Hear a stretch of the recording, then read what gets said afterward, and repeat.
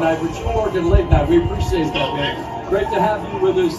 I said to Joe and Troy, it's crazy that the level you guys play at, you might not be the unbeatable force of nature you used to be, where you drop 40 on people but nobody beats you. Explain it. At least not yet. At least not yet. We're working on it. We're working on it. Chiefs can't even stick with us on offense, baby. We're gonna keep putting up touchdowns, man. And it's fun though. But that last drive, I mean, give Tampa credit. They had the time and they should. But when you get the ball, there's just inevitability to it. Explain the confidence that you guys are working with. And when this game's done, we're going to have more than the other guys. Well, it's a culture in KC, man. It's a culture. It starts with Andy Reid. It goes to Spags. It goes to the offensive and defensive leaders that have been in this building winning championships. And from there, you just believe in each other. You got the faith. And then you add a few guys like Kareem Hunt and D-Hop, swag champs. And all of a sudden, this thing is rolling, baby. Right now. You and I were talking as we were waiting to come on the air here about Nuke Hopkins, and this is a guy who's played at an incredibly high level during his career. And the conversation we had on Countdown before the game is he doesn't need to be the 23-year-old version of Nuke Hopkins.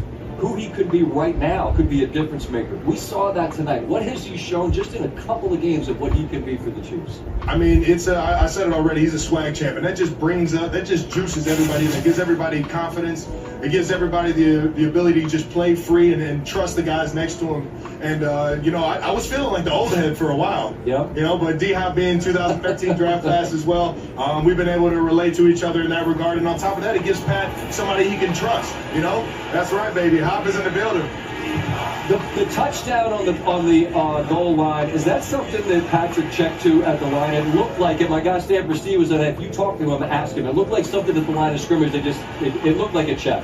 No, it was all part of the play. I think Pat might have been calling out where the offensive line was going to in terms of the protection and stuff. But on top of that, I mean, it looked like they were just on the same page, right? And D-Hop has been right on time every single time. And right now, Pat is playing out of his mind right now. And Coach Reed's dialing those things up.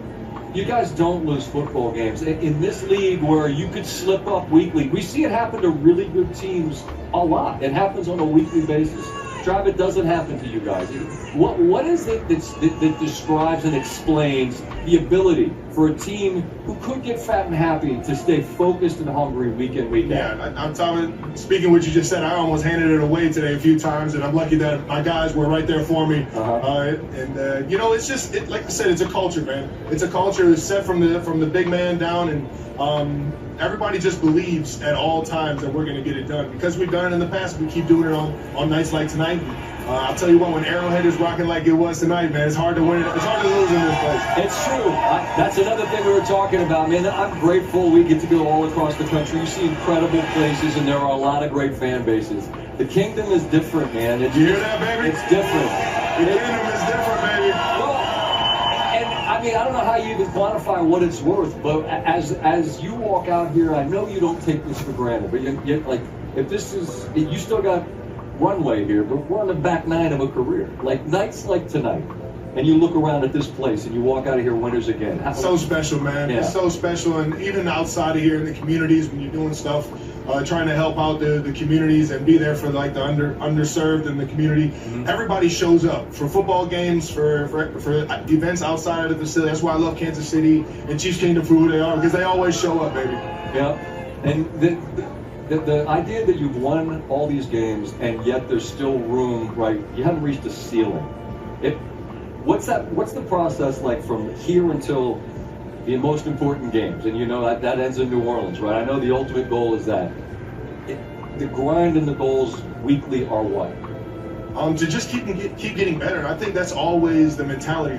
I keep talking about this culture that Coach Reed has, and he demands a challenge every single week. He puts the challenge in front of the entire team, and from there you just find ways to keep getting better. It's like all throughout the year, you just keep going up this staircase of success, and by the end of the year, you're playing your best football, man. 14-100, but reports of your demise were greatly exaggerated. I mean, there was some little chatter early this year, like, what's wrong with Big 8-7? Like, it seems like things are working out okay lately, huh? We're just working, baby. We're working, man. We're going up that staircase I was just talking to you about, man. And hopefully by the end of this year, man, we're hosting another trophy, man. Right on. Listen, it's cool to be here in the Kingdom. They hung out late to have you stop by. Come on, baby. I appreciate it. I appreciate it. Hey, you work late, but not like your girl. She works for like 3-hour shows. You put in a late night of work, man. So you did an incredible job tonight. I appreciate you stopping by, man. Good health. SVP and Arrowhead, baby. Appreciate you. There he is, Travis Kelce, tying a career high with 14. Her last time at a Chiefs game was on October 7th, when she watched the reigning Super Bowl champions best the New Orleans Saints.